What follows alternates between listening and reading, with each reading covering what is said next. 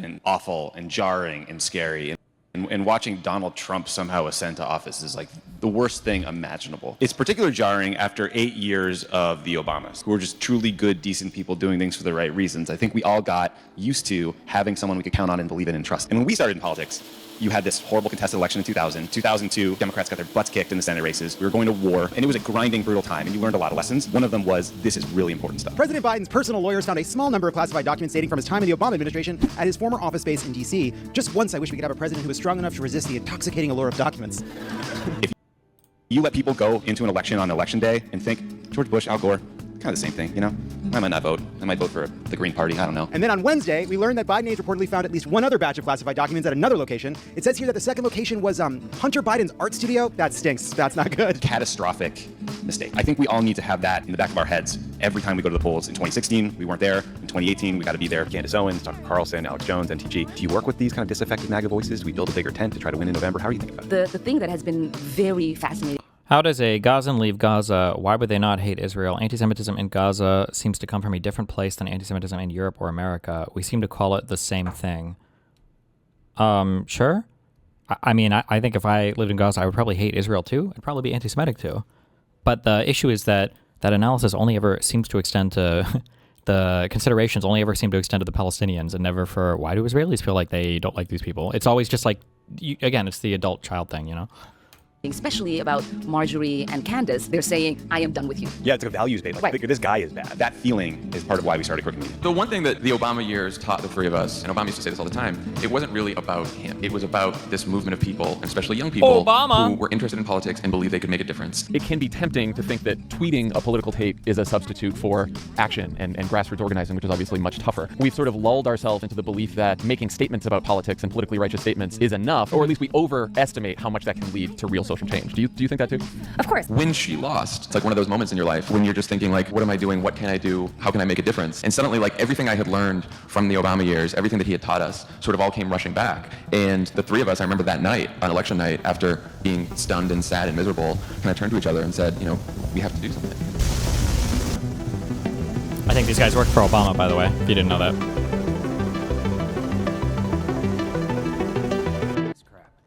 The story of PodSaveAmerica begins with a group of former Obama staffers who, after the 2016 election, decided their best way to contribute to the cause of stopping fascism was to start a podcast. Jon Favreau, John Lovett, and Tommy Vietor. It was like the start of a sitcom. 10 years later, you might look around and question their accomplishments in that regard. They've got over 1 million subscribers on YouTube, and their podcast empire, Crooked Media. And despite choosing that name ironically, sometimes you just have to wonder. All of these guys, and the Pod Save America guys, who were junior fucking speechwriters in Barack Obama's Senate staff, who have been dining out on the relationship with him for years. You know, it must be just so hard for Hunter Biden to watch all these people dining out on somebody's name. I read that tweet from his aide Jelani. He's like, I think people are underestimating how much the lack of trust people have in the Democratic Party is due to what happened around it. And I do think that. Do you think Biden and what happened with Biden is going to be an issue in 2028? And narrowly, no.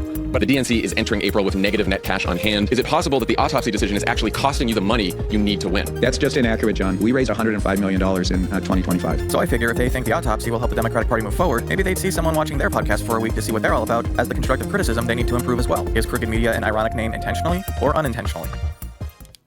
Alex, thanks for doing this. Oh, what a thrill, Dan. We begin with no Johns and no Toms. I have no bird. I have no bush. God has taken my bird and my bush. Instead, we've got... I'm Dan Pfeiffer. And Alex Wagner. Pale imitation of him. Not at all. An improvement. And the first story they cover is the indictment of former FBI Director James Comey. I'm fairly confident that this is going to get dismissed, but what do I know? I just play a lawyer on TV and podcasts. Dan, you will remember the last ill-fated attempt this administration made at finding Jim Comey guilty of any crimes. The judge tossed that indictment out because Ms. Halligan was unlawfully appointed to her post. Therefore, all matters flowing from that appointment were equally unlawful. Wait, what? Prosecutors, would a reasonable recipient interpret a seashell message on the beach as a serious expression of an intent to do harm to the President of the United States? Oh my God. Wait, what?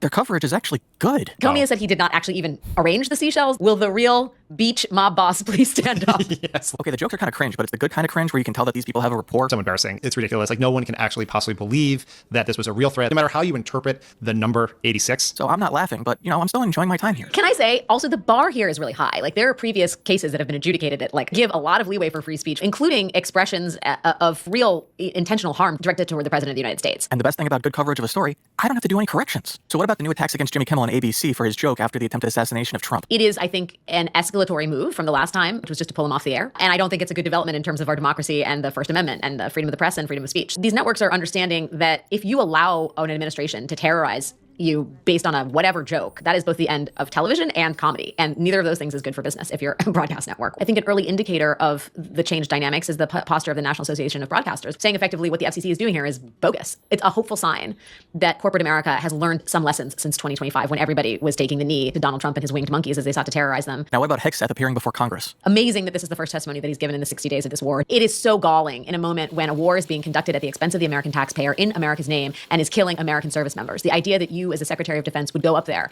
and have an attitude towards lines of questioning about how much the war cost, that you wouldn't be transparent about how American lives have been lost, and would just offhandedly mention that there was a 14th casualty as if that wasn't a big deal, a 14th American casualty, I should say. It provides the full context, explaining all of the elements. Refuse to recognize that the people who decide whether any of this is worth it are not the Secretary of Defense, it's the American people, and these are their elected representatives asking legitimate lines of questions. They give a full explanation for why this is out of the norm. It's all fucked. And the other piece of it, I would say, Dan, is just the corruption inside that Pentagon is really obvious. And Hegseth refused to answer any questions about people inside the DoD who might be profiting off of Trump's catastrophic war. I can't believe that they're actually beating my expectations. Oh my God. Wow. This is good coverage. Why did he have bad an embarrassment expectations? to the Pentagon, to the country, to the troops who serve at his command. It is terrible. Okay, it's about to get kind of shaky because they have to decide whether or not Democrats can get credit for something. I thought it was great that the Democrats, I mean, it's not that these people happen to be on these committees, so it's not like they were championed by leadership, but that you had so many veterans who know from combat, whether it's Mark Kelly and Alyssa Slotkin or Jason Crow, who were incredibly tenacious. Pat Ryan, yep. Pat Ryan. These people know what war is and they know what the battlefield is. And for them to be going after in really pointed, and I think emotion, like they're clearly very angry. For them to be exasperated and outraged with Hegseth, I think is meaningful. And it's also a different side of the Democratic Party, right? Like the tent is so big. I think it's a good moment for Democrats when that is the sort of juxtaposition. Imagine that. You can give Democrats credit for something.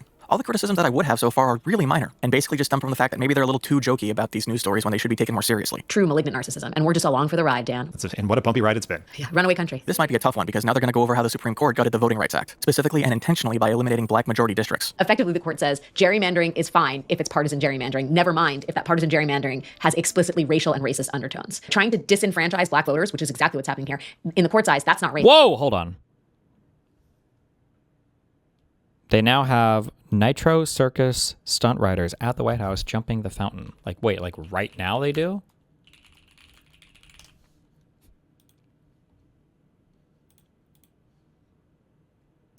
Or do you just mean in general?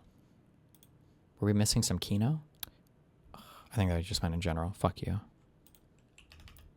Racist, but preventing Louisiana from disenfranchising black voters, that is racist because it ultimately redounds to the disadvantage of white people. It is just so refreshing to hear a well-balanced analysis of this stuff. The logic here is so upside down and first of all, at odds with how we understand racism in America. The project of unwinding civil rights progress, of reversing attempts to make a more equitable society has long been one of the foundational goals of the right-wing movement that began in the wake of, the 1960s and 1970s. Not just for the fact that I only have to sit back and listen, but because I know that the audience for this is also getting good information. When you disenfranchise people of color in this country, you have a less representative democracy. You have a less just country. You don't have the America that I think.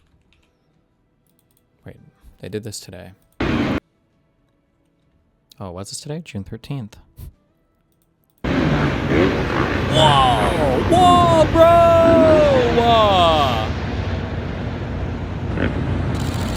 Whoa! Okay, problem. That looks sick as fuck.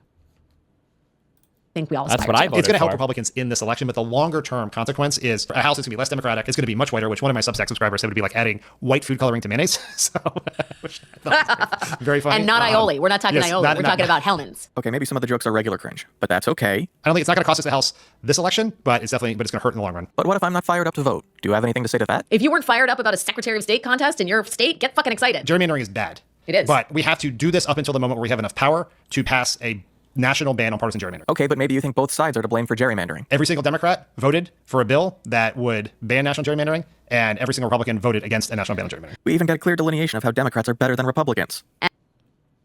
Idiocracy deleted scene.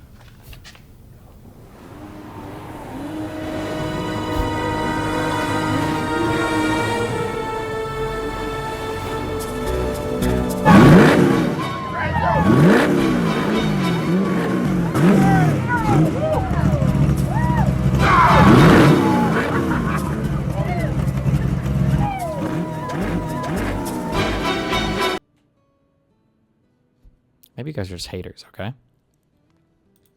And I think Alito or Thomas could retire at the end of this court term and allow Trump to appoint two Oh, no. zygotes. Oh, thank God. And solidify a conservative majority. The zygotes are human beings. Okay, a little nervous here. Now they have to talk about the Maine Senate campaign and how Janet Mills dropped out, paving the way for Graham Plattner to secure the Democratic nomination. Mea culpa, mea culpa. I just want to say, I've been talking about Janet Mills, not as the great defender of Janet Mills. I've just been asking some questions, and not in the vein of Tucker Carlson, about the way we talk about women with experience who are older, and whether Graham Plattner, who is an incredibly dynamic political figure who has run a really interesting, I would say, innovative campaign. Oh boy, his campaign has been interesting. Imagine I'm saying this through gritted teeth because it doesn't really pick up on my mic well.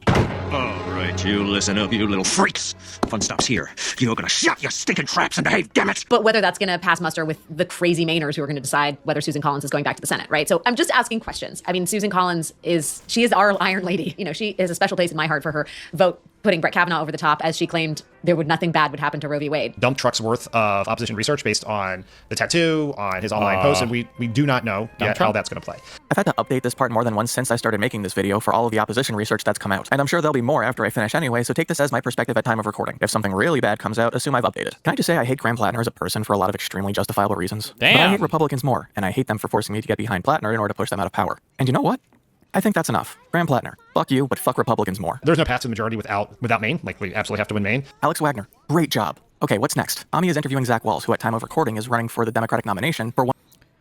I will say, I feel like of all the Plattner shit, I think the thing I just don't like, I don't like the sloppulous shit, the political positions, and then I think this has been like some kind of like cringe things, but I don't really know how much of all the stuff that's come out do I care that much.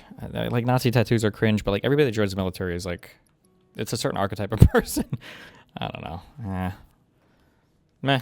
One of Iowa's Senate seats. If you don't remember, Walz went viral in 2011 for a speech he gave defending gay marriage, and given what I just saw, now my expectations are kind of high. I lived in Iowa for a year in 2007. Amazing experience. Loved every second of it. Obviously, it was colored by the fact that Obama won the Iowa caucuses, and that got us the nomination and the presidency. But that will not be the last reference to Obama we hear. Iowa made this massive swing from 2008 and 2012, when Obama won it twice, to 2016, where Trump won the state by like almost 10 points. What do you think happened, and how did Democrats get those voters back? So that sounds like a good question until you actually interrogate it substantively, because that should be the entire thesis of his campaign. It should be implicitly answered over the course of this conversation. To waste time on it is to sell the idea that you can do it at all, which would only matter to people watching and not people actually participating. You might as well ask someone producing a movie how they intend to get people to watch it. They're just going to say that they're going to make a good movie. It's not substance, it's marketing. One of the things that I think can be hard to understand is that the message that Barack Obama was running on in 2008 and 2012 about challenging the status quo, challenging the establishment. And you see it throughout this interview, in which Walz faces no difficult questions and no push for substantive policy positions. To us, that sounds very different from Make America Great Again, but to a lot of the voters that our party has lost, they sound very similar, right? People who are willing to challenge a broken status quo, especially for a lot of folks in small town and rural America, they have been failed by leaders in both parties. Oh. I had to get my hopes up. Okay, I guess I got to start fact-checking. Our state has had a reflexive skepticism of the establishment because of how much damage that did to our state and what the kind of consequences of that have been over the last 40, 50 years. What does that mean? What is the establishment to Iowa? And what I would often hear from voters was something to the effect of, look, I don't agree with Donald Trump on every single issue, but I feel like he's fighting for me and for my family. And you're here, you're listening, you're understand what's happening here, so you got my support too. The marriage equality campaign was all about meeting people where they were. There's a thread here I agree with, even if I'm frustrated by it. The idea of meeting people where they are instead of foisting something upon them. Finding common ground, answering tough, sometimes wildly inappropriate questions from people, but bringing some grace and humility to that. However, this would imply that Trump did something with the equivalent level of authenticity. Rather than, I think the view that some folks have of Democrats is that we look down on people or we judge people if they disagree with us and condescension, whatever. Now, it's not like he can say his prospective constituents are dumb as hell. I just don't like when in the name of giving MAGA voters a sense that they can have their needs met by Democrats, that there has to be this equivocating invalidation of voting for and supporting Trump. He didn't make his positions a secret. People Rorschach their own preferences onto him. You can be forgiven for getting scammed by a con man, but if someone was trying to stop you the entire time and you were still getting lulled in, it's going to be a bit tougher than if you had no one trying to help, especially 3 times over at this point. Because there's a really unique opportunity to win these voters back because of how bad the Trump policies have been for small town and rural America, but you have to have a positive vision. It can't just be about how bad things are. You've got to be looking forward to. Look, I'm not in tune with the voters of Iowa, like I'm not in tune with the voters of Maine. If you live in any state where a Dem is on the ticket, I cannot stress enough the importance of going to the polls and voting for them. We don't just need to give Democrats majorities in Congress. We need to give them such an overwhelming mandate that they have the political power necessary to completely stall out Trump, to prevent him from destroying the country even more than he already has. My focus here isn't just on his populist platform and whether that'd be an effective message for his state, since, as I've said, I'm not in tune. But this interview is extremely flaccid. So you criticize your opponent, Josh Turek, who we interviewed a couple weeks back, for getting support from Senate Minority Leader Chuck Schumer. Can you describe what support he's getting to listeners? Tommy doesn't give any significant pushback on or even proper clarification of what Zach's positions are, and he doesn't try to expand on anything. He's barely there. Let's take a step back and let's talk about the extension of what you were just talking about Obama and Trump. Walz might as well be sitting by himself answering questions directly to the camera. And I will never forget this. Chuck Schumer said on television, it is fine for our party to write off rural voters and blue-collar voters because for every one of those votes we lose, we're going to make up 2 more in the suburbs. Schumer did not say that. The number of blue-collar, high school-educated voters we will lose is smaller than people think because the people who go for Trump's appeal, particularly immigration and, the them versus us, they're already Republicans. Here's an interesting fact. High school-educated males Democrats are pro-immigration reform. Republicans are anti-immigration reform. Both high school educated in the same places. So in other words, the kind of appeal that Trump has brought out above the table, Republicans have always been using below the table, and it's already won a large percentage of those people over. On the other hand, Trump is so new that for every, this is the second point, for every blue-collar Democrat we will lose in Western PA, we will pick up 2, 3 moderate Republicans in the suburbs of Philadelphia. And you can repeat that in Ohio and Illinois and Wisconsin. The voters who are most out there figuring out what to do are not the blue-collar Democrats. They are the college-educated Republicans who lean Republican or are independent and in the suburbs.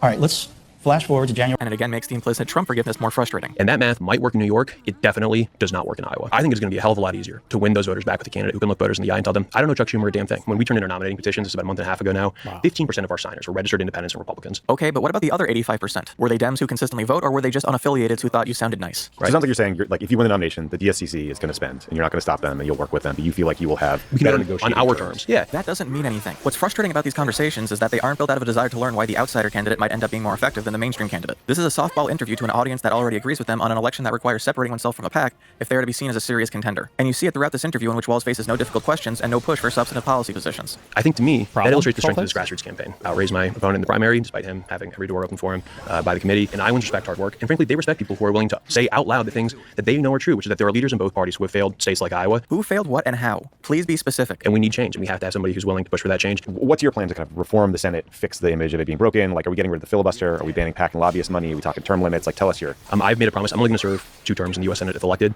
I've become a big believer in term limits. I've seen firsthand in the state legislature what happens when good people stay for too long, and it is so much worse when bad people stay for too long, and we can all see that playing out in the U.S. Senate. This never made sense to me from a populist perspective because it implies that we should override who the people want representing them regardless of their popularity or effectiveness. There are arguments to be made in favor of term limits. I just don't see this one. I go back to this point since the New Deal, right? The things that we fought for. Democrats believe that government can do really good things to make people's lives better. Social Security, Medicare, infrastructure, public education.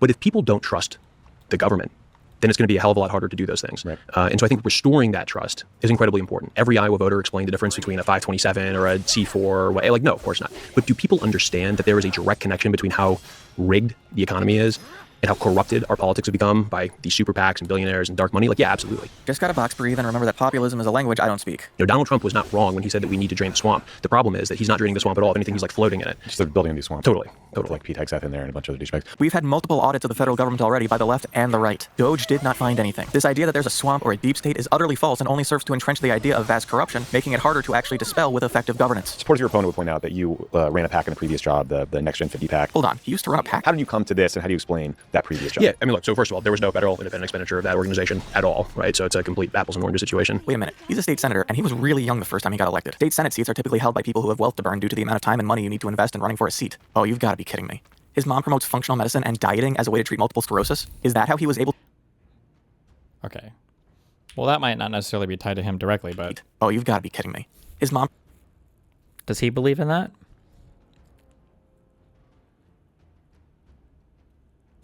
Maybe he doesn't believe in that. Promotes functional medicine and dieting as a way to treat multiple sclerosis? Is that how he was able to run? Oh my God, she gave tens of thousands of dollars to his first campaign. Why is everyone running as a populist like this? But I would tell you, I think like a lot of young voters of our generation, I think that concern about money in politics has been something that we've seen for a long time. And part of that, I think, is growing up in the Both Citizens United era. Last question for you. Do you have a political hero or mentor or something you want to emulate in Washington if you win this? Yeah, Tom Harkin, for sure.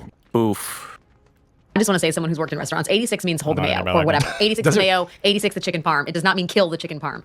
A lot of it is, speed trading is synthesizing policy, figuring out what parts of policy to emphasize that are going to be most politically effective, figuring out a way to communicate complicated policy topics and issues to the public. I always say that speech writing is a lot of diplomacy as well. So it's figuring out what to put in the speech, what to cut, who to make happy, whose ego you have to massage. Speeches for policy gets translated into action and how it gets sold to the public politically. What's your experience of watching this happen in the Trump administration? It's horrifying. It stops being surprising, but it is still shocking. And it's the norm violations, obviously. It's also just this sense of constant chaos. It reminds you of the fragility of not just democracy, but the whole country. You think everything could fall apart, and it wouldn't take much. Most voters have for some time believed that all politicians are corrupt, and that both parties are corrupt. Regardless, because of the media environment, because of politics, because of a loss of faith in institutions. If you ask people, is Trump corrupt? Is Trump making himself money on the job? You probably get a lot of people, including people who voted for Trump, say, yeah, I think that's true. But it's okay if he's going to make himself rich as long as he makes me rich too. And I think that if the economy goes south, I do think that has the potential to be quite damaging, because then people say, all right, you're getting rich, but I'm getting poorer, and that's not the deal. Okay. Just for people that may not have caught it, MIT's Max Tegmark says we'll be like animals in a zoo. And then another researcher named David Kruger says, zoos, most of us won't be so lucky. Day 2, still no Jon Favreau, but we've got the other John, and he's going to be interviewing Bernie Sanders and Peter Hamby. This time my expectations are going to be measured. The conversation with Bernie Sanders is going to spend most of its time talking about AI. AI is a tricky subject for me because so much of my understanding is just how much I don't understand about it. So I guess I have to see if Bernie can effectively translate what he learned to us. I am not a tech guy. Okay. So what's Bernie's perspective? And it is clear to me that AI and robotics are the most revolutionary technologies in the history of humanity. Why is there not massive discussion about the impact of AI? Who's pushing AI and robotics? The richest guys in the world. Number 2, there are economists all over the place who estimate, no one knows exactly, tens and tens of millions of jobs are going to be lost. We got kids hooked to AI bots for emotional support, becoming increasingly isolated. Should we worry about that? Yeah, we should. But what last night was about is having very knowledgeable people talking about the real possibility that AI will escape human control, become independent. Apparently people are telling Bernie that we're building Skynet. And the likelihood that that could lead to catastrophic implications, including extinction. So my job is not to fearmonger, but it's to say, wait a second. Yeah, there's this strange fatalism about it. So like, what kind of regulations would you like to see if we sort of got our heads out of our asses here? The AI safety element about AI becoming independent of human control. You magician, what do you do? Well, clearly, you bring people from all over the world. Last night, as you know, we had scientists from China. Bring them together to sit down, to advise governments around the world about how we slow this down so we don't lose control of the technology. If millions and millions of workers lose their jobs, what do we do? Well, you know what? Extending unemployment ain't going to be good enough. We're going to have to be thinking about a whole new social contract. Oh, we're going to have to think about a whole new social contract. Is that all we need to do? Am I more iconic pairing than Bernie Sanders and making unrealistic expectations of government at the worst possible time? Well, first, you can tell us what you think about the way we should deal with preventing China's AI advancements from outpacing ours. The nuclear arms race. You know, you had a conservative Republican named Ronald Reagan sitting down with Gorbachev, premier of the Soviet Union. They worked together on a nuclear arms treaty. Human race losing control over AI ain't good for China, ain't good for America, ain't good for the world. Of course, we've got to work together. Okay, Bernie, modern China is not the Soviet Union on the brink of collapse. And Donald Trump is not the man to negotiate an armistice. You propose a moratorium on new data centers until we have these kinds of safeguards in place. Your colleague, Senator Mark Warner, called it idiocy because he's worried about losing this race to China. This is not a race with China. This is a question of scientists sitting down. If they say to you that humanity is in danger, do you think you might want to do something about it? Or am I missing something here? You tell me. So, no, the percentages are also there's only a 10% chance humanity is destroyed. It's like, well, I don't like those odds. Unfortunately, it has a lot to do with that. If not for the direct implications of AI, then for the immense demand for computer processors AI has created, coupled with China's aggressive expansionism, that puts Taiwan and its semiconductor industry in the middle. This is preventable, by the way. It's nothing to do with competing against China. So seeing as this came out prior to Trump's trip to China, what was Bernie thinking about it? What do you hope would come out of that kind of conversation? I was glad to see that. It is completely believable that you would frame it this way. John, can you please counter any of this? Right. And then in between that, right, there's the kind of broader threat of this technology escaping our control. But in between there and now, there's the ways in which kids are getting sucked into this technology. There's the ways it's affecting our media. Gotta tell you, John, don't love it. And once he gets the chance, Bernie twists this back into campaign finance reform and how Democrats are all bought by big tech and AIPAC. We're talking about many, many, many hundreds of millions of dollars coming into the midterm elections right now. But there is another threat to democracy, and that is the power of big money over the political process. And that is why I circulated a letter with a number of my colleagues saying that while we must work to overturn this disastrous Citizens United Supreme Court decision, which allows billionaires to spend as much money as they want to buy elections. Side note, Bernie endorsed Tom Steyer, a billionaire trying to buy an election. At the very least, Democrats within Democratic primaries got to get super PAC money out of those primaries. Ken Martin responded by saying he's in spirit behind it, but that his hands seem to be tied. What is the reluctance, do you think, of just fully embracing this kind of, and he's smiling. What do you think the establishment, Democratic establishment, is doing right now as we speak? They're hustling this money. Can you please push back on any of these claims? Oh, they're right. That's right. Just what we need before a historically important midterm election is more shitting on Dems. From AI industry, they're hustling money from AIPAC. They're hustling money from crypto and from other special interests. But this is really insidious. And I think progressives increasingly understand that that money often, which comes, by the way, from Trumpers, Republicans, is going to be used against progressives and decent people who are running in primaries. Does he mean Democrats when he says decent? Sure.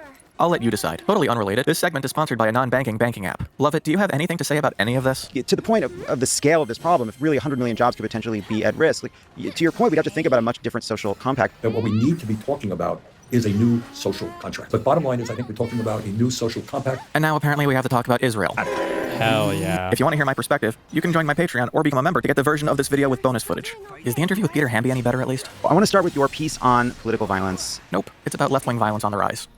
Of course. What are you seeing and why do you think it's important? I think the phrase random people on the internet actually matters. And much like a book about Joe Biden trying to twist him into being old and senile and incapable of being president, this article only does a good job of gesturing towards things and saying, hey, that's a lot of things, without narrowing it into some kind of precise thesis. Taylor Lorenz posted a tweet, or maybe not a tweet, maybe a blue sky or a thread. People are using the sound of Charlie Kirk getting shot to do quick cut edits of outfit changes. And I mean, he's kind of right. Wasn't he secretly paying influencers to suck him off? Wait, Tom Steyer? Wait, is that actually true? I don't remember that. Maybe it was. I mean, hey, as long as you follow the rules. Do you have to disclose? What? We've got to get through this. You'll see. The moment we look to high schoolers for our moral center, I'll consider this an issue. People, not just the young, have always been some level of disrespectful towards this stuff because being disrespectful towards the sacrosanct is what makes something edgy. Consider that the first instance of a 9/11 joke I could find was from Gilbert Gottfried, of all people, in 2001. That just, again, diminishes, I think, what happened. Before getting into the real meat of the Oh, he conversation, didn't Hamby follow goes the shields up rules. Red Alert. He paid them illegally.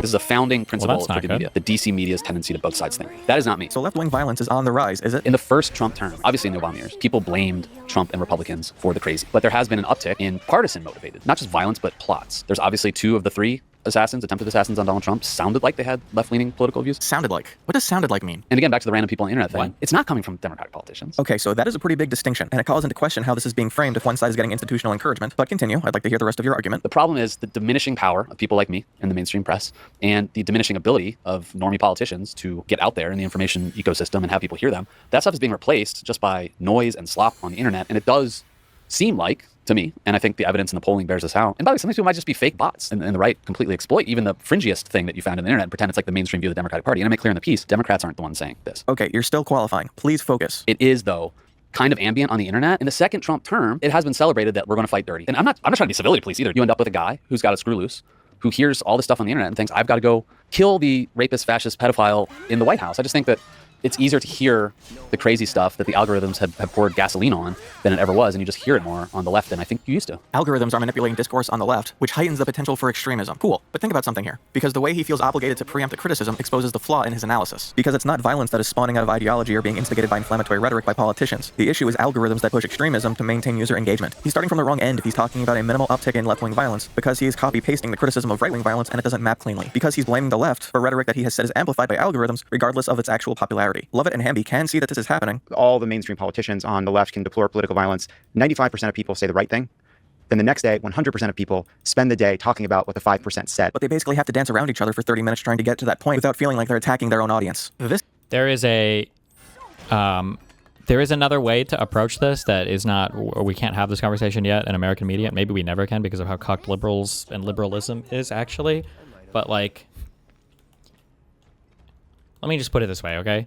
If somebody were to come out and if there were 2 people that were running for like student council president, and one person said, hey, I think that I'm going to make it so that you can't assign massive amounts of homework the days before we have 3-day weekends. And then let's say that the other candidate is saying, hey, I'm going to, if I win, I'm going to make it so that we poison every single person's dog. Let's say that there are some people that actually like beat up that kid after school. Not that I would ever say you should do that, because that would be horrible, and we don't support violence here.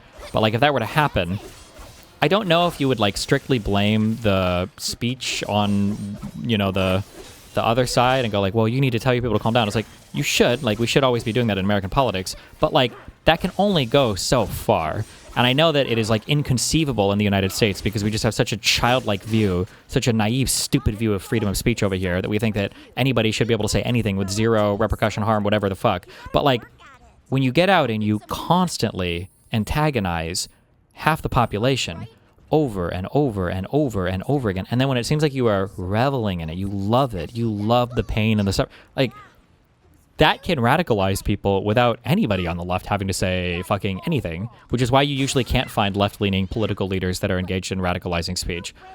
You know, not to say that I'm not saying it's good to kill people or attack people or anything else. I'm just saying that, like, one thing will spawn radicalization on the other side without the other side ever having to engage in radicalizing rhetoric whatsoever. Like, your actions are radicalizing people. But this is just utterly fascinating to me because what this turns into is 2 people asking each other how to do their own jobs. How do you respond in a media environment like that in which we try to model best behavior? The Democrats say the right thing, but what do we do? Okay, I agree, there's a problem. What do we do? It is important to say that there was a problem. I want to say this isn't just my feelings. This is me being a hack political journalist. I should point out also in the piece. That is the issue. The overqualifying, the looking for safety, the avoidance of hostility, intentionally dulling your message, which makes it less effective at piercing the discourse. It's only 8 plots. Most of the actual deaths from political violence in this country over the last 30 years have come from right-wing political violence in the hundreds. The baseline for Democrats and the left was very low. It just has ticked up. Again, the overqualifying undermines the point. It could be Dems, it could be bots, but it's there now and we're dealing with it and it's a problem, which I agree with. It is a problem, but it's not a problem served by speaking solely about the discourse. It's served by speaking about the incentives behind the discourse. And don't think PodSave is as above the influence of posting with the algorithm as they might claim, as I'll speak to in my conclusion. The other thing we're talking about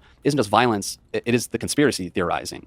And those two are not the same, but they are connected. I just think that you see it more now on the left than you used to. Like, you know what the issue is. Why are you making it sound like a solution is so out of reach? There's a lot more ignorance out there, man, on the left now. I'm sorry, there just is. Jennifer Welch on I've Had a Podcast the other day was entertaining these conspiracy theories. But like, that's one of the ascendant podcasters on the left. There aren't any real epistemological boundaries, I feel like, at this point. You want to know how you fix this? You get people to set firmer boundaries on the internet. It's easier to scroll past a psycho retweet from someone you like than it is to confront them about it. And that shifts power to them as people stay quiet. Something I realized while writing this part of the script is that a while ago, I blocked the names of most common animals because I was getting a lot of stories of animal cruelty in my feed that I couldn't handle. But I can't tell 15 people to stop posting stuff as though it was there just for me, even though social media feeds operate as though it was. How often is this the circumstance that permeates when people want to disagree, but don't want to put the effort in to disengage? Some people think it's just fun, by the way. Like, I have friends who are like, conspiracy theories are fun. When there's something horrible that happens, like the killing of Charlie Kirk, in which you, I think, morally are called to denounce that tiny bit of friction, that tiny bit of discomfort, there's a whole algorithm that's telling you don't have to feel that anymore. Sort of the same idea I've had, but it presumes that people are internalizing apathy rather than rationalizing their relationship with social media like it's a real friendship as opposed to being trapped with an abuser. Wrestling with ideas is like really good. It's really good and healthy, and there's just such blind partisanship now, and this is where I will say on both sides that, you know, the battle for ideas is hard. It's hard to inhabit, not the middle, but it's hard to present nuance to people. That's why I wrote 10 paragraphs in that freaking Puck article. I can appreciate what he's saying here, but ultimately I think he's exacerbating the problem. You can really see the social media poison seep in as they get to talking about the recent primaries. Plattner, Janet Mills out. Surprised but not surprised. I think Mills got in late. Plattner got in last August, September. Went super viral, raised a lot of money. Great vibes for the moment. I'm speaking from the future, but even when this conversation happened, saying that there were great vibes is nuts. Like, it's going to be very hard, and Graham Plattner does have back, and it's not even the Totenkopf tattoo or whatever, it's the Reddit post, I think. But like, I think women might be a little squeamish about this in a race against a woman that, you know, has successfully won over and over and over again. Don't worry, they're on top of that. He's a young millennial with tattoos, a history of inflammatory Reddit posts. Clearly, I think Republicans are sitting on more stuff. Like, that's why I brought up the Free Beacon example. And now they're going to start talking about the California governor race. You're going to love the way his perspective here is colored entirely by social media. We've got all these candidates who fail to catch fire, but he does have two things going for him right now in this governor's race. There's a lot of confusion among voters. People don't like the choices, and they're just kind of falling back on him, which is sort of similar to the Biden experience in 2020. Because according to Hamby, boring and competent isn't good enough for him to actually try to elevate someone as the person. Wait, that was a crazy comparison. The Plattner thing, I'm going to be honest, I don't follow politics much, so get ready to quote me, Hassan, because I know you love doing this. I don't know what major, besides Mills, who was running against Plattner in Maine? It feels like there were no actual people. The Biden race in 2020 was super competitive, so I don't know how he can say similar to the Biden race. That's not true at all. The Biden race was a very, weren't there like fucking 9 candidates in that primary? Who should be elected. I think he's comparing it to California. Oh, maybe he was. Social media. We've got all these candidates who fail to catch fire, but he does have two things going for him right now in this governor's race. Did I misunderstand that? There's a lot of confusion among voters. People don't like the choices, and they're just kind of falling back on him, which is sort of similar to the Biden experience in 2020. Because according to him, the Biden experience in 2020 was about the governor's race in California? Okay, I don't know. That's not what I took from that comment, but okay. Boring and competent isn't good enough for him to actually try to elevate someone as the person who should be elected. He needs them to be charismatic enough that he can just go along for the ride. And he's Latino. I mean, a third of the state is Latino. And so Becerra is just emerging as like a safe choice right now, but it's sort of like boring momentum. I don't know the word for it. Yeah, no, I watched the last debate. There was another debate this week. It's terrible. All the overqualifying is endemic of a media class that absolutely refuses to confront the public on anything, except to say in non-possessive terms like officer-involved shooting, that there is a public-involved ideological issue. They were all asked if they would support a per-mile tax for electric vehicles. The only people up there that seemed to have fire about it were the Republicans. The right-wing sheriff guy was like talking about the humanitarian crisis of homeless people, and like, again, his ideas are probably not great, but like, he had passion. Beyond all the charisma and the horse race stuff that has characterized this race, nothing exciting. Big ideas are powerful. I mean, I know Bernie's on this episode too. Like, you know what? True. I'd say that for all his time in public office, Bernie has been nothing but big ideas. No. Well, so hater. So I'm super excited to be joined today by John Favreau. One of the reasons I was really excited to talk to you is because in some ways we have different but overlapping audiences. There are real substantive policy differences and political differences, but I think it's probably important to start with the fact that they get magnified on Twitter by activists on both sides who sort of like do this for a living. Building a movement is to enacts a political and social change. And to grow that movement, you need to persuade others to join it. And to persuade others to join it, it has to be more welcoming. Here's our ideas. And sometimes I feel like the arguments are more about, I don't want to persuade you of my ideas. I want to prove that I'm right and you're wrong and just win the argument. The one interest group we don't talk about a lot when we get into these policy debates is the voters, right? And what voters think. The responsibility is with politicians to push the Overton window, to explain to voters the realm of what is possible. Sometimes the left looks at the center left and thinks that they have sort of bad motivations, either motivations based on political ambition or financial or who they're listening to or whatever else. On the flip side, the center left's problem is they look at the left and think, okay, their heart's in the right place, their motivation is good, but they don't get politics and they don't understand politics. And I think both sides are wrong about the other side. The left does have a political strategy. They do understand politics. Your view of politics is that like you've got to build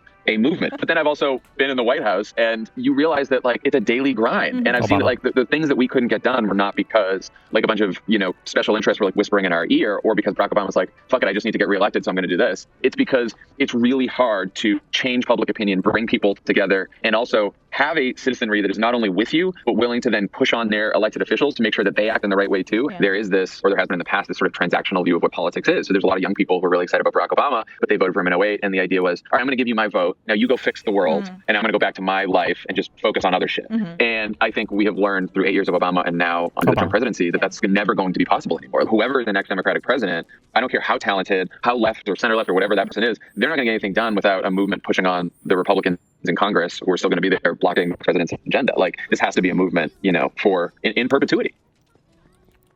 With just 6 months left until the midterms. But could Democrats blow it?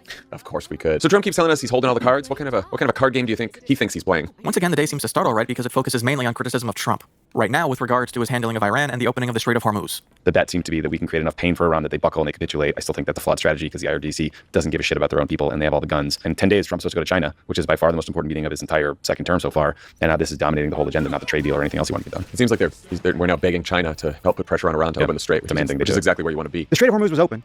There was a question around Iran's nuclear program.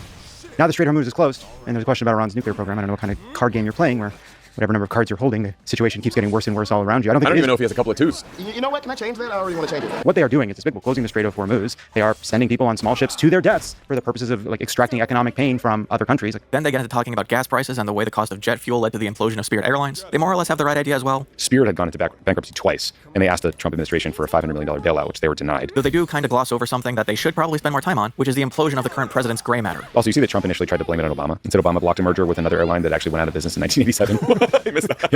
Yeah. So that was smoke on the planes too. They will not spend time on the absurdity of this and whether the president is mentally capable of performing. And given the way they've been so willing to point out their concerns about Biden now in 2026, I think this deserves criticism. Then they get to talking about the midterms, and it's still pretty good while their coverage is in factual terms. Which we've been saying Republicans have basically lost, but maybe not. After the Supreme Court's decision to further gut the Voting Rights Act last week. So if you look at the Cook political report, 192 seats that they marked as solid Democrat, 11 seats likely Democrat, 14 lean Democrats. That's 217 seats. Now, there is one important thing I want to point out that they get right, and that's when they start talking about John Fetterman. Specifically, the rumors that Republicans are trying to persuade him to switch parties or at the very least become an independent, which would deny Democrats a Senate majority even if they pick up 4 seats. It does remind you that constantly annoying the shit out of someone is not going to get them to come your way, but that doesn't mean anyone needs to not say what they believe in. By Fetterman's count, he votes with Democrats 93% of the time. He's pro-gay, he's pro-union, et cetera, et cetera. He's taking these heterodox views that I find strange. I do think we would rather have Fetterman caucusing with us if he ends up being that 51st vote than we would rather have J.D. Vance making all the decisions. They have the right idea. You don't need to agree with him. You can find him perplexing ideologically, but ultimately, you should hate Republicans more. I'm sure we would all rather have Joe Manchin in the Senate right now still. Exactly. They understand that Joe Manchin would vote with Democrats sometimes, but Jim Justice is going to vote with Democrats never. We hear all the time about how we need to be a big coalition and that we don't have people have to have all the same points of views. We need to be a party that kind of embraces all these Turns people. out that was just something we said, Lovett, after 2024 when we lost. When people reach a different conclusion and don't vote with you 100% of the time, what happens the next day? And it can't be that they're all traitors. It just can't be because... Or they're a bad person. Or that you're a bad person. Good point, Lovett.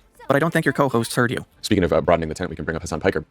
The fight I had with Hassan on the pod, not the last pod. The fight. Okay, but I wouldn't call this a fight. They should have locked up every single member of Joe Manchin's family, for example.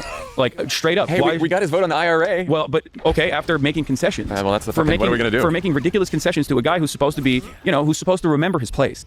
Now we're going to get a Republican senator from West Virginia who's going to be 30 times worse, and that's going to be the rest of our lives. No, now. I understand that, but whether or not you think, first of all, you can argue whether or not that's a good idea from a legal and constitutional perspective. Okay, but does that mean you understand that Hassan is not someone who wants a big tent? He wants his own tent. It's human nature to be like, oh, you're going to yell at me more and threaten me? Fuck you. But when they get to their autopsy of John's interview with Ken Martin about the autopsy of the 2024 election, much like that election, everything starts going wrong. Quick bit of context for listeners. This all came about because you expressed some frustration about criticism of the DNC coming from our direction. Where you threw him off that ship in the harbor like Osama bin Laden's corpse.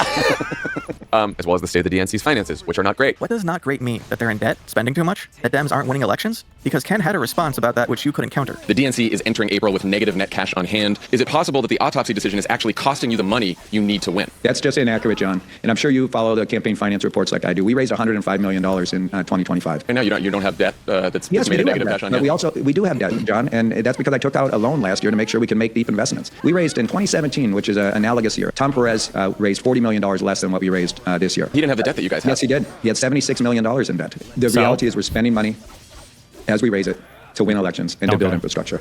Now, are you criticizing me for spending money early? No, I think it's great that you're spending money early, and I think it's very important to invest in state parties. I think a 50-state strategy is extremely important, but we're talking about two different things. We're talking about spending money and raising money. So for you to just repeat that now is not great. Lauren Egan at The Bulwark reported that some DNC members have recently considered trying to force Martin out, but that effort was, quote, put on hold after members failed to identify an alternative candidate willing to step into the role, or like trying to be the new Ayatollah, I guess. Being so glib about that stuff is what makes it so hard to convince people that it's important. You do need a level of sincerity in order to convince people that things are problems. Party members are also trying to force a resolution that would put constraints on Martin's spending and how he handles the budget. Because basically John's entire argument for the way he acted in that interview was that a lot of people behind the scenes definitely told John that they were concerned about the autopsy. I can confirm the Bulwark reporting. I've also talked to DNC members and others around the DNC who said that there's real conversations. There's been real conversations about trying to potentially oust Martin. Anonymous sources say they are talking about... When was he supposed to be gone again? I forgot.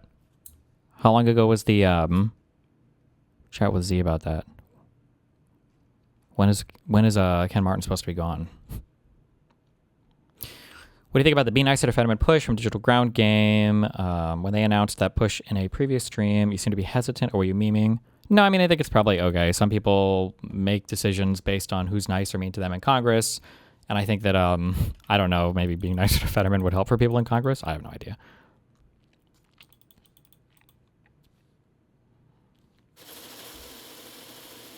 In hindsight, was PSA right to ambush Ken Martin on the DNC report?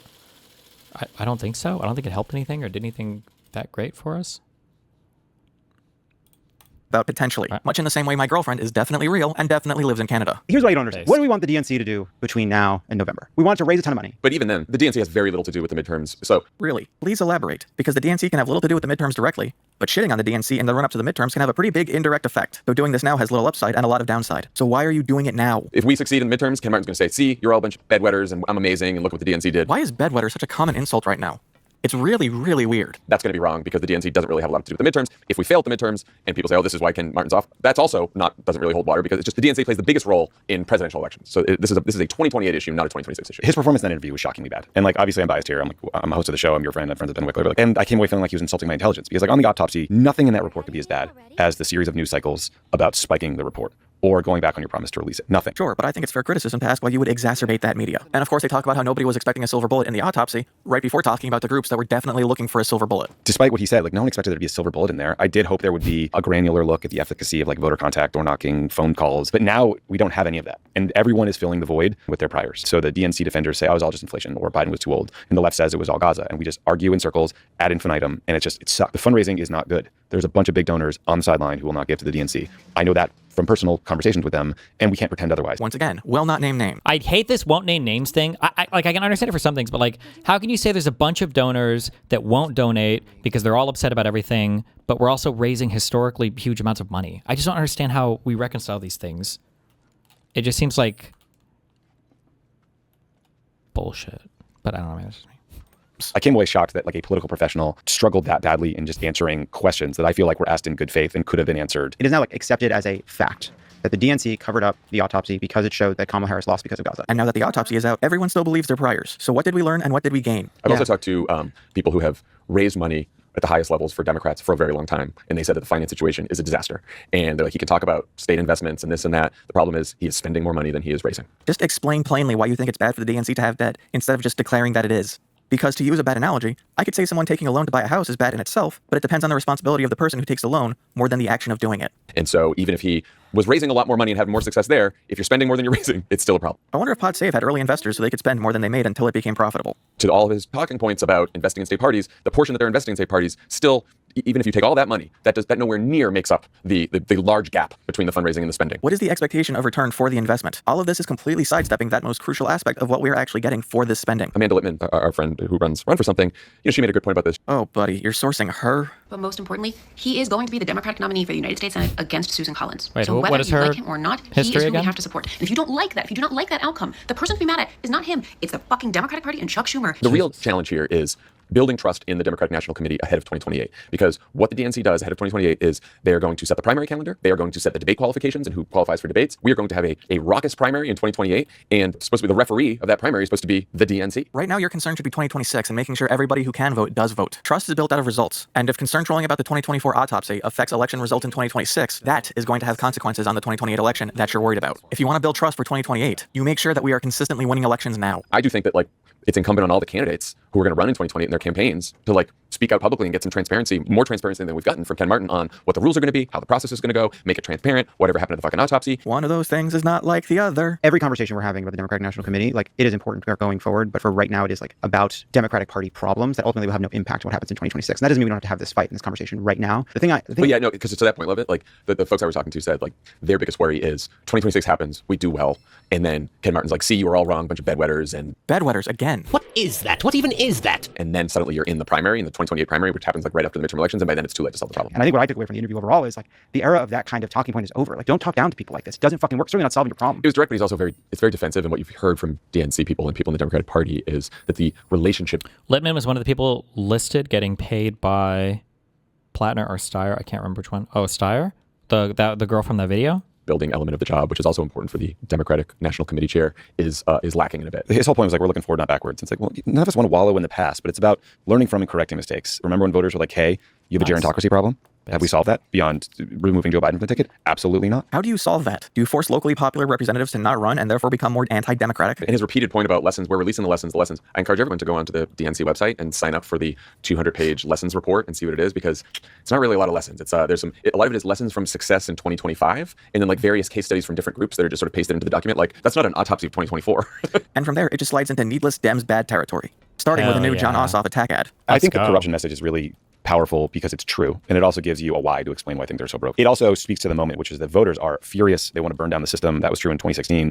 Trump effectively channeled that fury. He's lost those voters now, but those voters are probably even more angry. And one thing he says in that video that we didn't play, and I hear him saying this some too, is, and look, both sides do it. Both sides do it, which is the scale of it on the right, and especially with Trump, is just exponentially greater. But it is important to voters to acknowledge that Democrats aren't fucking perfect on this either. It's not a matter of whether or not Democrats are perfect. It's a matter of whether or not it's worth saying in the same breath. When Bob Menendez was caught taking bribes, he was ousted. Trump got reelected. All it does to say that Democrats are corrupt in the same breath as saying Republicans are corrupt is giving validation to the Republicans and taking away credibility from the Democrats. Democrats are corrupted by the money in politics because we're all people and money corrupts. It has made it so that Democrats, when in power, do less, make less change, make more compromise. This is both sides nonsense built on public perception that has resulted from failed messaging from the people who are supposed to report what's happening. Like bringing up Joe Lieberman. After that, Joe Lieberman personally stopped a Medicare buy-in for 55 plus that would have made a huge difference for everybody. And he did that because he had donors in his state. And even though he was retiring, he did it at their behest. So these things do make a difference, and it is both sides. But we're in this mess. Why is this corruption tolerable? Just because Republicans are excusing it. This isn't about being honest. This is about being afraid of pushback for saying Dems aren't actually good instead of just less bad. I do think if you take an unpopular position on an issue because you really believe in that position and you sell it and you say, I'm sorry that I'm not on your side on this, but this is just what I believe, that is one thing. There's a perception that Democrats are just maybe I'll be on the side of this issue, but then maybe I'll change if something's unpopular, and the wishy-washiness, which is another version of corruption. That's not just money. It's power and fame corrupting as well, right? I like my position of power and I don't want to lose it, and so I'm going to say whatever I think is popular. This is a really nice way of sounding like you're talking without actually saying anything. This is why it's so annoying to see Hunter Biden running around and blaming everyone but himself for his father's political standing, because he did more to nullify the Democratic Party's position on waging this corruption messaging against Trump than literally anybody else. Oh, come on. Are you... By the way, these guys fucking hate Hunter Biden. I don't even know what the full history is between them, but Hunter hates them and they hate Hunter Biden. Kidding me. And yes, they're nothing compared to what Don Jr. and Eric Trump do on a given Tuesday, but still, he was a huge problem, and that's why it's so galling to hear him out there. This right here is the heart of the issue, even more than the Ken Martin nonsense. This is the confluence of every terrible aspect of the modern political information sphere, centralizing blame for systemic problems to one person as the avatar of wrongdoing, and thus legitimizing the bad faith assertions brought against them. You don't need to say Hunter Biden did Burisma, so it's harder to criticize Trump. You think it's harder to criticize Trump because you think you have to bring up Burisma. Legitimate criticism in good faith does not remain legitimate in bad faith. Republicans just don't get to say Hunter Biden to equalize and normalize their own faults. All I hear is hemming and hawing about how Trump is the most unprecedented fundamentally corrupt person ever, but that criticism is weakened when you have to also bring up Hunter Biden and Bob Menendez, one of whom isn't a politician, and the other isn't even in the Senate anymore. You guys were speechwriters and spokespeople for the Obama White House, and yet I have to explain that if you want to sell something to people's betterment, there's a difference between informed consent and needless self-deprecation. When your main tagline is, Republicans are worse, but Dems are bad, but Republicans are still worse, all you're telling people is that you're still losers. We as a party were like, no, he's not too old, he's totally fine. And then he ran again and voters firmly rejected it. Then there were the pardon issues. The pardons were not an issue. What gives me some hope for the midterms? I think they're going to be a referendum on Trump. Great, it'll be a referendum on Trump. Do you think there's anything positive to say about the Democrats as a result? Or is it just heads I win, tails you lose? Attack Schumer and the thing that I and keep hearing Jeffries. is, you know who I want to support this time around because of the state of the politics of the party? First-time candidates, new candidates. Wow. This is where like the Joe Biden issue and the Ken Martin issue are somewhat connected because there is a like, don't piss on our leg and tell us it's raining kind of thing where you look at Democrats and it was very obvious that Joe Biden was too old and then a bunch of people in the party were like, no, he's fine, everything's great, the debate performance was fine, no big deal. And then Ken Martin's like, well, we told us you would release the autopsy and you're not releasing the autopsy. And he's like, we are releasing it, we have been releasing it. You did it, guys. You pod saved America. When someone tells you something that obviously seems dishonest, because we all have eyes and ears, like you lose a level of trust in that person and that institution that it's hard to get back. No one gives a shit about Ken Martin. No one knows who Ken Martin is. Yeah. This intra-party drama has been formed to foster a narrative of disunity as though the 2024 election autopsy is even necessary to figure out how to move forward and not something to latch onto to confirm priors, which is what you yourselves did. And comparing it to Biden old in the face of that election's consequences is entirely out of touch with how to handle rebranding the party to voters, because the truth is that this shit is never going to be easy.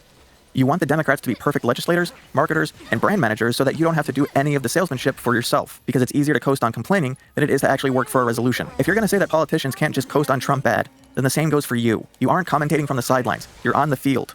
Play the game or go home. Well, at least we've reached the interview, and oh my god, what a palate cleanser this interview is. Their conversation can be broken down to 3 segments. The first is on a ruling about the abortion drug mifepristone being sold across state lines. This wasn't issued by the Trump administration. They didn't put a ban on mifepristone, but they certainly gave the Fifth Circuit a glide path for doing so. Wasn't a big line of legal reasoning in Dobbs that the states must decide this cannot be a federal issue? Yeah, I guess. But the broader question of a nationwide ban, like that seems to be a question that's asked and answered by the whole concept of federalism. I don't know what kind of person Melissa Murray is offline, and I don't want to find out she voted for Jill Stein or something in 2024. Just let me have this. Bottom line is, will this court be principled, or whether they'll just do what they want to do because they can and they have a supermajority of 6, and when you have 6, they let you do what you want. Okay, except for that part, this is a good interview. After that, they talk about the gutting of the Voting Rights Act. They are presenting this as a kind of modest change or update, but as Justice Kagan said in her dissent, it is effectively the evisceration of Section 2 of the Voting Rights Act. Even thinking about race in the context of trying to remedy past racial discrimination is itself a racial violation. All of this is unbelievably anti-democratic, but it's also deeply, deeply anti-multiracial democratic, right? Like this is how you kill a multiracial democracy. Given what I've seen, I think the solution to the problems PodSaveAmerica is having is that they just need to bring on more women to talk to. Miss, for $1, name a woman. And lastly, since I like this interview so much, I'm going to include a bit of the blurb at the end where she talks about her new book. There are a lot of books about the Constitution. Why this one? Why now? First of all, this is for the modern reader, right? This is a document that was meant to be read. It was meant to be debated. And if you ask most Americans, I think very few people have read the Constitution cover to cover, in part because some of it's just really boring. Article 1's really long, but I did it, so you don't have to. There's one final lesson Murray gives at the end with regards to what motivated her to write her book, and I think it's an important lesson for everybody. We act like the Supreme Court is the final word on our rights, and I guess that's kind of true unless we take seriously the idea that we can be constitutional change makers in our own right. And in fact, there are people in our history who have done exactly that and have changed the Constitution and made it more responsive to we the people. So wow.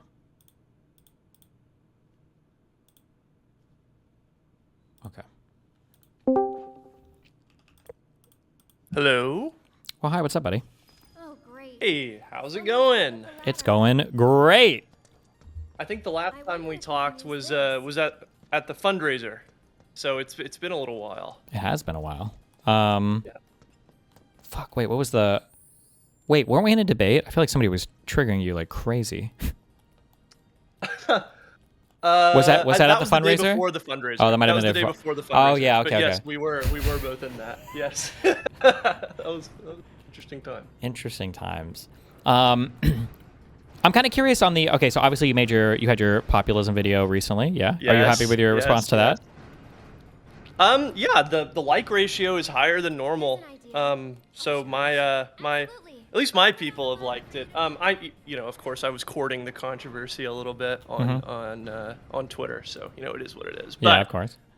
What I want to be clear to people about is that the target of this video is not any online person.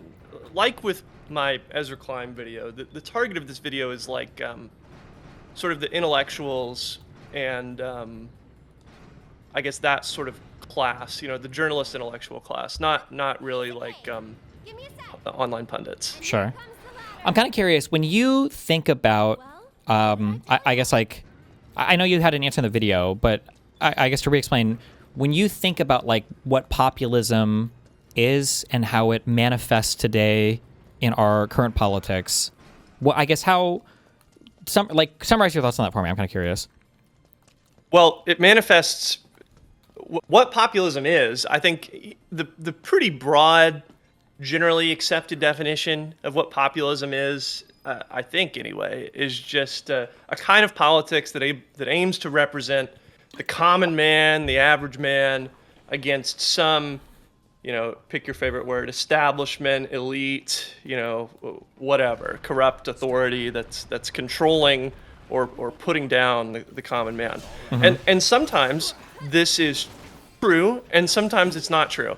And I think the problem, some of the examples I gave in the video, one example, the American Revolution, I think correctly identified that there was an elite, an establishment that was putting down the people. Yeah. And agitated popularly against that. Sometimes it's not true. So, for instance, the Trump movement, identifies, the bureaucrats, the liberal establishment as being the source of all America's ills, and they blame the immigrants and all this type of stuff. So they have a wrong, I guess, interpretation of events. But it's not the fact that they are trying to rouse the people that makes them bad. It's the fact that they're lying that makes them bad. Sure. I guess. Okay. I think that we're going to agree with this, right? That there are some political ideologies, or there are some ideas that are compatible with each other. So, like, liberalism is compatible with civil rights. I think we would obviously say, right? Yeah. Yeah, for sure. Some type of like racial, essential elitism or whatever is probably not as compatible with civil rights. It's hard to imagine a country where if one group of people, we literally believe the ethnic or racial makeup of a person makes them an intrinsically superior person. It's hard to imagine like civil rights, right? So some ideas are compatible, some ideas are incompatible. I think one of the big issues that I have personally with the whole like populist stuff is I think I kind of agree with you that it comes down to this underlying factual claim. And I feel like my feeling is right now with the way that populism has kind of like taken hold in society is that it's incompatible with any kind of functional Western style government, because it feels like there is always this like hearkening to the evil, invisible enemies that are lurking behind every single corner. So it might be that the Mossad and Epstein have blackmail on every single politician. It might be that the bureaucracy in D.C. is worthless and the government can't do anything. It might be that the lobbyists and big pharma are trying to make us all sick and take over the government. And I feel the main issue that I guess I have with all of the populist framing stuff that exists today is when it's that, it makes it so that the enemy is always this amorphous thing that you can never, I would disagree with the analysis, but then also there's never like a real prescription that follows, because how are you going to fight literally everything in society? Well, go ahead. Here's the thing that go ahead. Oh yeah, and then I was going to say, and the final thing was that like, I don't know sometimes like if the populist approach, like I do agree that the narrative stuff is definitely important, but I don't know what the populist approach would be if like I can point to like a big bad guy who's like screwing everything up right now, and this is what we all need to rally against. But yeah, go ahead. Well, it's the Trump administration. I mean, this is sort of the point that I made at the very end of the video. So I mean, the point. I think the Trump administration, Trump has been the American political establishment for like the last 10 years. I mean, we had the Biden interregnum, right? But he was still, to me anyway, it still felt like Trump was kind of the main character of U.S. politics. For sure. And then, of course, we've got Trump again. So, the establishment right now is Trump, and he is corrupt, and his people are corrupt, and he's working with a bunch of corrupt people. To describe reality right now is to sound a little bit like a populist. The Trump administration is punishing members of his own party for talking about his connection to the most notorious pedophile in, world history. That's a thing that's happening. That's a real thing that's happening. And we can, argue about what the underlying, how deep that conspiracy goes or whatever. That's probably something that I would disagree with a lot of people on. I don't know. Sure. But I think to describe reality right now is to sound a little bit like a populist. I think that's just the situation we're in right now, and we can't be too afraid of sounding like that. because it's going to make us sound like we're afraid to describe reality, I think. So I kind of agree with you there, but I think there's like a weird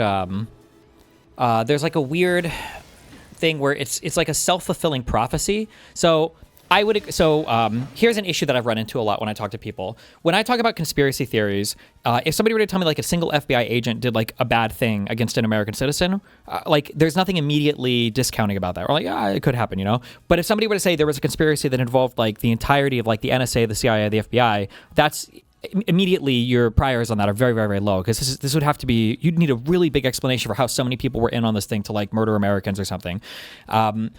Nowadays, though, I can't use any of those same arguments because they have literally hollowed out a lot of these institutions, and you do have insane, indictments that these people are trying to get from the grand juries. You have unbelievable things, but the way that we got here was through the populist rhetoric. So it seems weird when there's like a bunch of people who have been saying. I want to challenge that. Sure. The way we got here was through Trump's illiberalism. Trump's populism is how he propelled himself to office, right? That's a rhetorical strategy. I think if your goal for saving democracy is to get rid of populism, I think it's not going to happen. And this is sort of one of my fundamental critiques of the focus on populism, especially, is that you really can't. It's not an enemy you can defeat. So liberalism in the mid-century.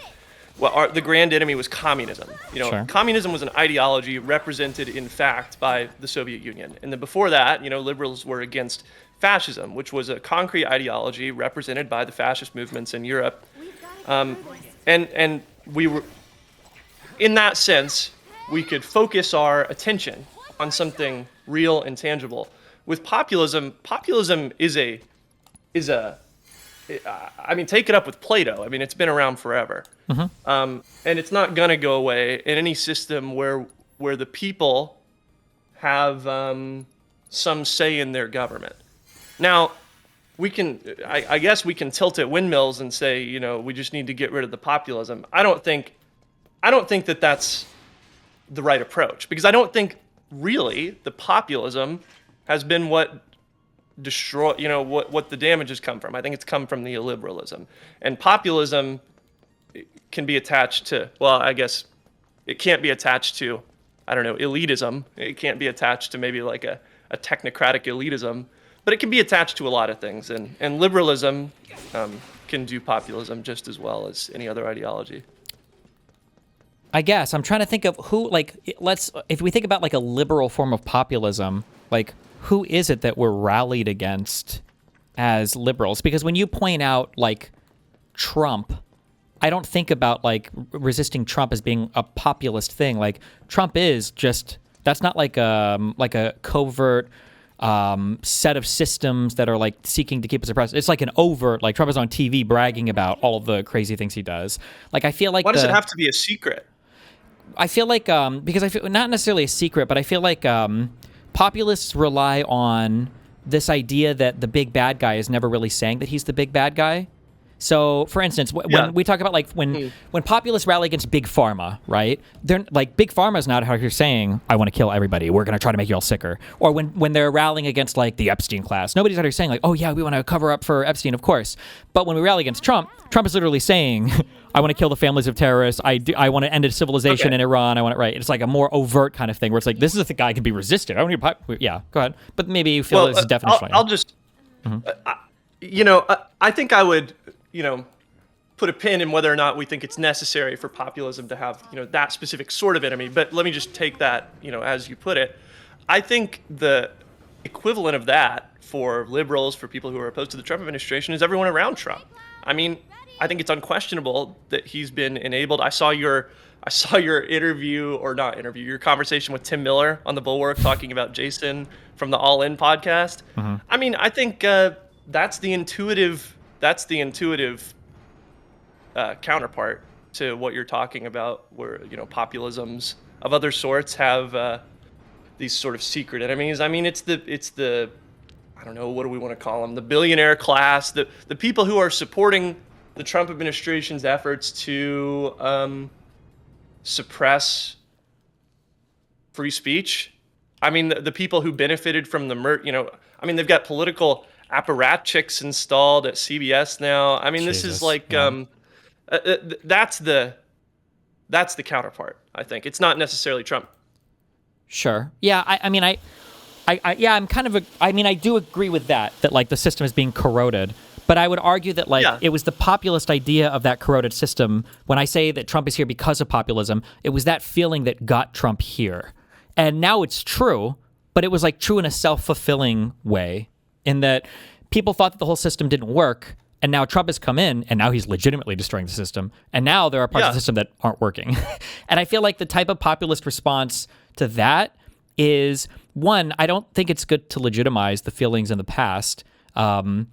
Because those ones were not founded on anything that was true. I think they were founded on a lot of things, disinformation, both foreign and here, and social media companies and blah blah blah.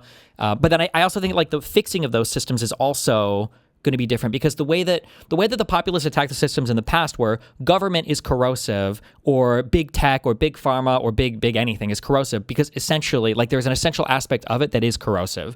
So when you were to try to repair these systems, I don't think the populists of the past would accept any restructuring of these things or repairing of these things that doesn't like fundamentally and totally revision them as being something completely new. Does that make sense? Like the people before that were like government is broken and then Trump comes in and he breaks the government. It's like, okay, we got to fix the government, guys. All they're going to see you say is that like, well, you want to make it what it was before because it was broken before as well, you know? Well, you definitely shouldn't do that. I mean, I think it is necessary, regardless of whether or not you want to run as a populist or not. I think it's necessary. There are some things that are genuinely very broken about our government, like that existed before Trump. Sure. I mean, like what do you mean by that? Yeah. Well, I mean, like we're seeing it turned up to 11 right now, but gerrymandering has been a problem in American government for a long time. I mean, that is corrosive to democracy. That is a function in American government that is the politicians picking their voters. That is corrosive to democracy because it breaks the feedback loop between representatives and the people they're representing. So that's something that's been turned up to 11 under Trump, but it predates Trump. So, I mean, that's just one example. I mean, we could run through. I don't know. I mean, there's things about government that I guess don't here's work well. so here's the thing that is. It would be a mistake to defend just the way things were before Trump. That would be a total mistake. Well, okay. So this is what I disagree with. Okay, I'm the ultimate establishment cuck. Okay, so I'm defending the hardest position. All right, the poor establishment.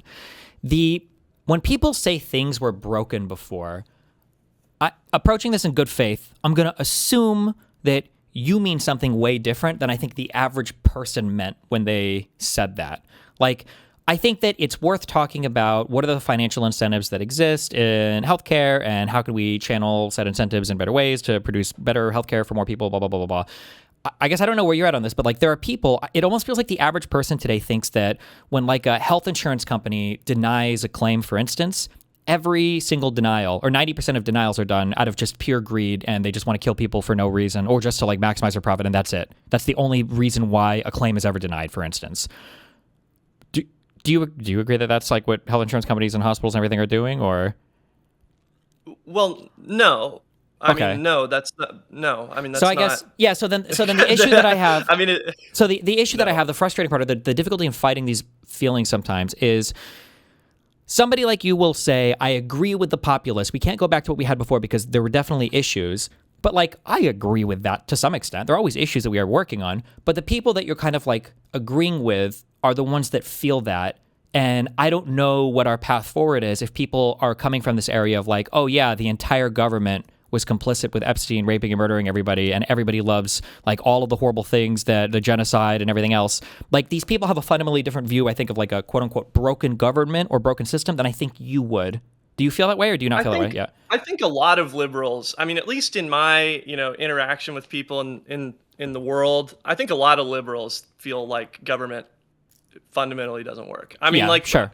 I'm taking like, I don't know, people that I've talked to at the various No Kings rallies and stuff. Like, these are not people that are like, that thought that things were good necessarily before. So whenever you say like, I don't know, like the people that I agree with, the people that I'm sort of putting myself on the same side with whenever I say, something about populism, they have a totally different idea of the situation than I do. Like, I'm not totally sure. I mean, I'm sure, there's obviously because there's kinds of populism that I would not support at all. I mean, the Trump movement is a very clear example of that. There's clearly things that populists support that I would not agree with. But that's sort of just it, right? Populism itself is not the ideology. Populism is a style of communication, a style of politics, and good ideas can be communicated populistly. I guess I think that's what you see at a lot of like the No Kings rallies. I mean, those are very populist. I mean, that's the base coming out and, getting in the street. Another example, I mean, like, how do you feel whenever John Ossoff or Tallarico does like a little bit of populism? Like, how does that make you feel? I mean, like, I kind of have, like, I'm just kind of like, I guess, like, I guess if we have to, we have to. But, like, when somebody says, like, when Ossoff says, like, the Epstein class and everything, the issue that I have is that I feel like for most people where the Epstein stuff is a major issue to them, they feel like both sides are probably equally responsible or close to equally responsible for it, which I think is really hard to, like, advance good political conversations on. And then even when you say, like, when you say, like, going back to the example I gave, when you say government wasn't working and a populist says government wasn't working, I think that there are two hugely different statements being made here. Like, I'm curious if you would agree with this or not, but, like, I would say that largely speaking, the American government and system and everything in the United States, I think, was working pretty phenomenally 10 years ago. Like, there were issues, but, like, we have, like, a functional, like, military, we have, like, elections, we have clean drinking water, 99% of America, we have, like, colleges, we have, like, we have electricity. Like, for the most part, like, things are working pretty well. Number one economy in the world. Like, people are still coming here to invest in things. Like, there are issues for sure, but it's not like I feel like if you were to listen to a populist describe America without ever looking at America, you would be thinking of, like, a post-apocalyptic hellhole where cops are dragging poorer people and black people out of their homes to summarily execute them in the street, and then Big Pharma is sentencing children to die for no reason, and then Epstein is coming to your house to take children away for the Clintons to eat. Like, I feel like it's a very different thing when you say that, like, America has issues and, like, a populist says America has issues. And when I say a populist, I mean, like, 90% of Americans who would have these feelings. Do you feel like I'm mapping that correctly, or do you not agree with that? Yeah. I think populism is not a reaction necessarily, entirely at least, to the world as it is. It's a reaction to a feeling, right? And we can denigrate that, and we can say that people should only be reacting to the empirical world. But I think that's kind of tilting at windmills. There's one thing that I cited in the video that was, it was George Orwell's review of Mein Kampf, which is a really interesting read if you have never read it, or if anyone in the audience hasn't read it. It's pretty short. And he basically says, he's writing this in 1940, and he's talking about how, I think if I remember right, he was critical a lot of, like, socialists, because he was a socialist, and he was saying, the left in Europe has said essentially for the last, so long, we are fighting for you to be able to have a good life, a good time. And then Hitler shows up and he says, actually, I'm aware, because I'm a miserable prick, that you don't actually just want a good time. You want all these other things too. You want some sort of struggle and sacrifice and all that. And that is just a feeling in the population, I think. That's just a feeling in the population. The feeling that people want more than just, like, government to be working. And I think you have to recognize that, or someone else will. And we probably won't like the results.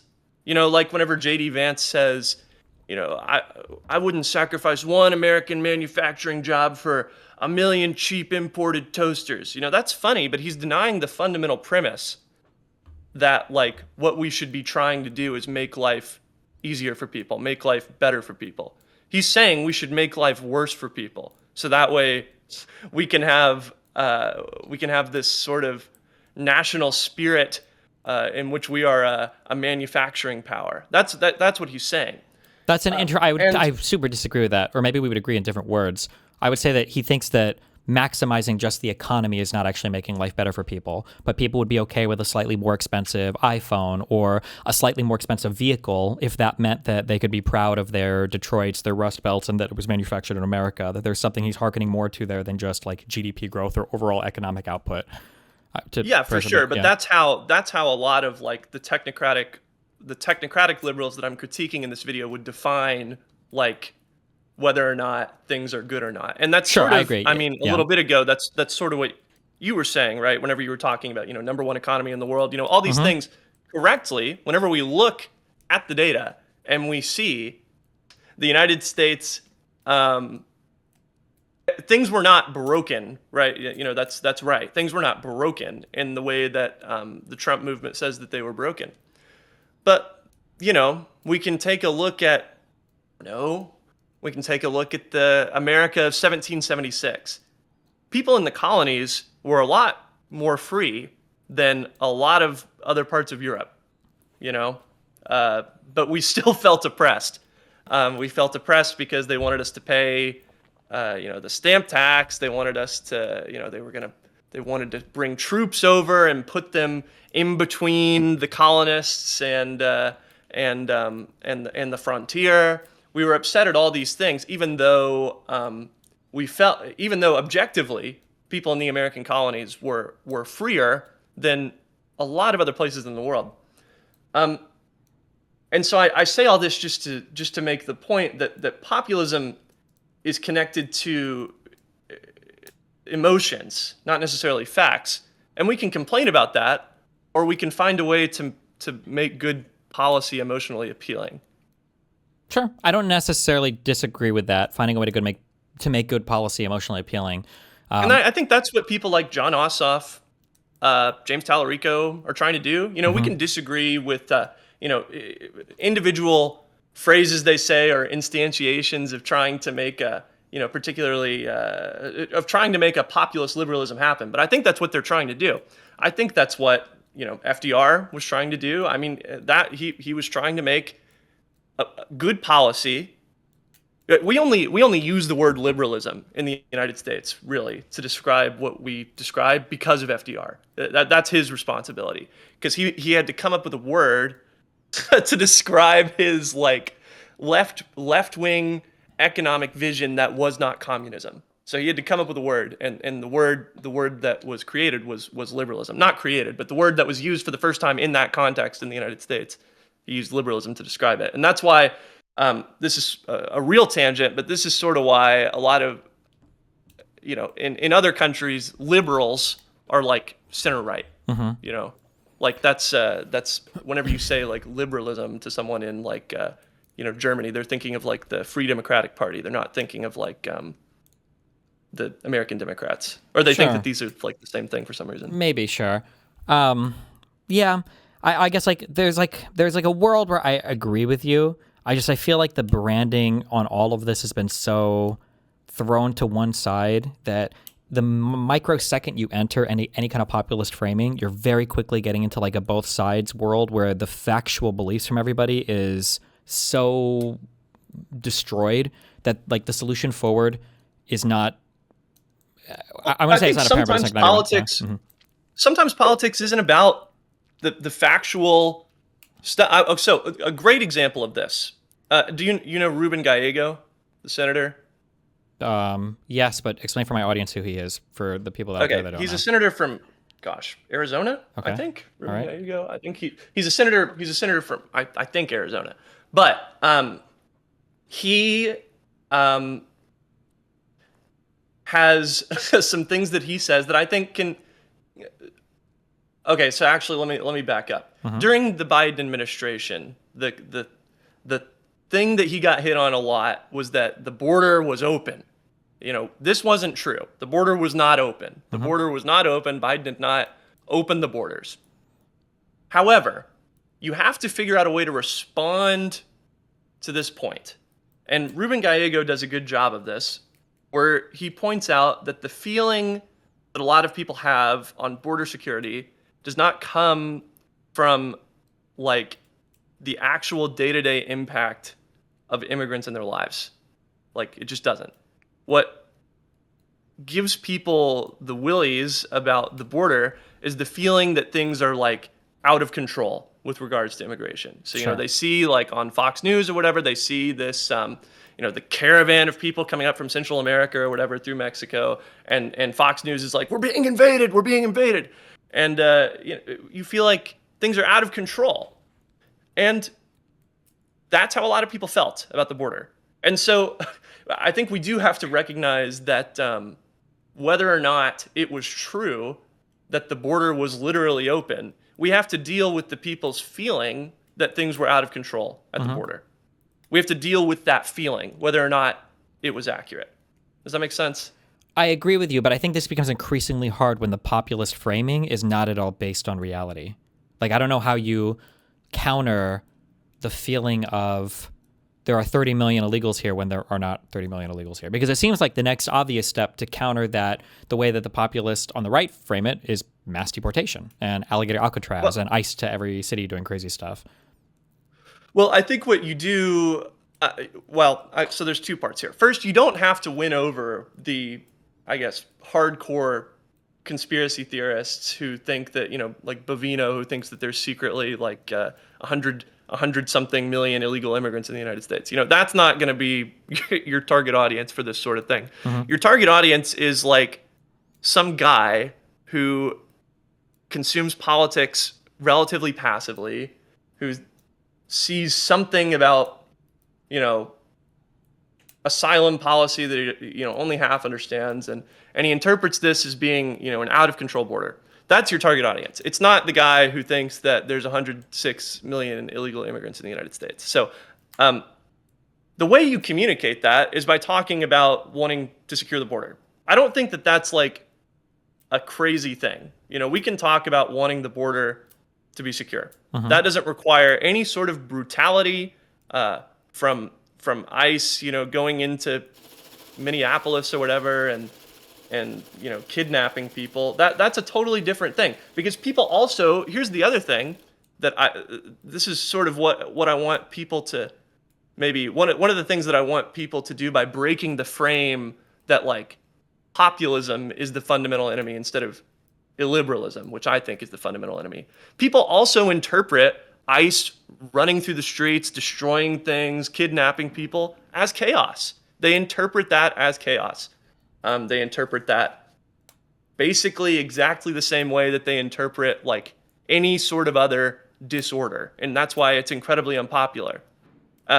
This is one thing that I think, a lot of technocratic people don't understand, because they expect the issues of like border security and like immigration enforcement and immigration raids and all this stuff to be, one-to-one correlated. And I just don't think they are. I think your average voter just does not like chaos. They don't like to feel like things are out of control.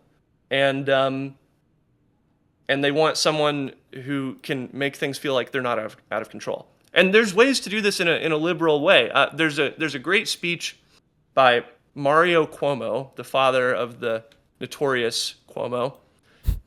He gave it at the 1984 Democratic National Convention, I believe, where he really frames like a lot of Republican policy at the time as chaotic. He talks about throwing people off the wagon train and letting them starve, throwing the old people off the wagon train and letting them starve, throwing the weak off the wagon train and letting them starve on the side of the road. Whereas, the liberal solution is trying to keep society together, to bring everyone along, to make society a place where, we're not just living in the law of the jungle type stuff. There's ways to frame that sort of typically populist order versus chaos message in a way that is liberal, I think.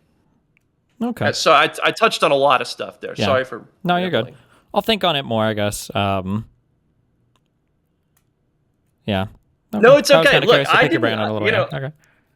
didn't expect most people to agree with this. I think this is something that I expected to be a little bit controversial, and I definitely it has in my experience so far. But I think it's good. I think the the point that I want to make more than anything is that liberals at a deep and fundamental level depend on the people believing in liberalism for liberalism to work. You know, I criticized by name Richard Hanania in there, who seems to think that we can have some sort of liberalism where, the people are kind of hogs, and, they they just need to be controlled by this, like a caricature of what a populist would say about a liberal. We literally need to have like a liberal elite who's like controlling the public. That's not a stable foundation for liberalism, and I think it's not really a liberalism in any meaningful sense of the word. That's like some sort of authoritarian, I don't know, developmentalist state, I guess. I don't know. That's like, Ataturk, maybe. I don't know. But it seems like, he might be more hostile to individual freedom. Like, I think liberals need people to believe in liberalism, or else it just fundamentally doesn't work. We want to trust people with the idea of self-governance. And that doesn't depend on a utilitarian calculus. The consent of the governed is in the Declaration of Independence. It's a principle that we hold. And I think we just need to find a way to make, to communicate with the people again, in a way that's more effective than what we're doing, I think. Because a world in which the only people who believe in liberalism are like technocrats is not a world where liberalism survives. Yeah, I mean, I definitely agree with that. The communication thing is something I agree on massively too, yeah. Okay, all right, just kind of curious. Well, anyway, thanks for chatting. Mm-hmm. Have a good rest of your stream. I don't know what you're up to, but good luck. Yeah, have fun, be careful. Yep. Wait, hold on 1 second.